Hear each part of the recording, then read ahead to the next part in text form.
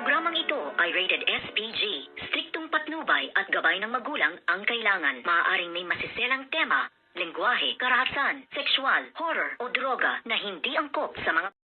Good morning mga kachika and welcome sa aking munting channel. Nagagalit na nga itong si Yuhan dito nga kay Joanna dahil tuluyan na ngang pinabayaan at walang kapakipakialam ito ngang si Joanna sa pagkawala nga nitong si Lola Aurea. Ngunit ito ngang si Yuhan ay labis-labis nga na nag-aalala dahil nga sa kondisyon ng kanilang Lola Aurea, dahil kahit papano ay malaki pa rin ang kanyang pagmamahal at ang utang na loob dito nga na ginawa sa kanilang pagpapalaki nitong si Lola Aurea. Ngunit ito ngang si Joanna ay walang kapakipakialam at wala nga daw silang magagawa kung talagang habis na nitong si Lola Aurea ang bigla-bigla na lamang mag-disappear. At dito nga ay lalong nagalit ito ngang si Yuhan sa kanyang kakambal na sakim na si Joanna na walang kaalam-alam ay nalalapit na ang hunos na paparating sa inyong buhay sa kagagawan nga nitong si Attorney Charlie at nitong ngang si Lani. At dito naman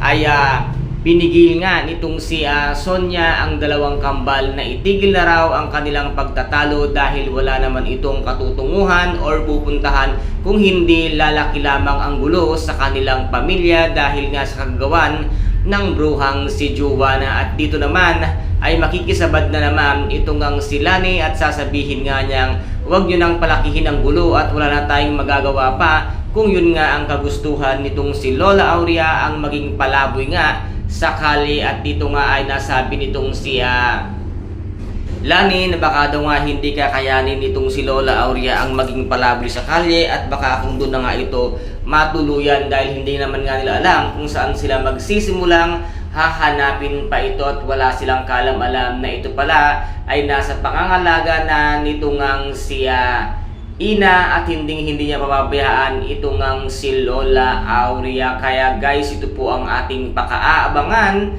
sa mga susunod na episode dito nga sa Shining Inheritance. Kung nagustuhan po ninyo ang aking videos for today, paki-subscribe na lamang po ng aking channel, paki-like and share para maging update kayo sa lahat ng gagawin kong videos. Maraming salamat po. Ingat, God bless and bye-bye!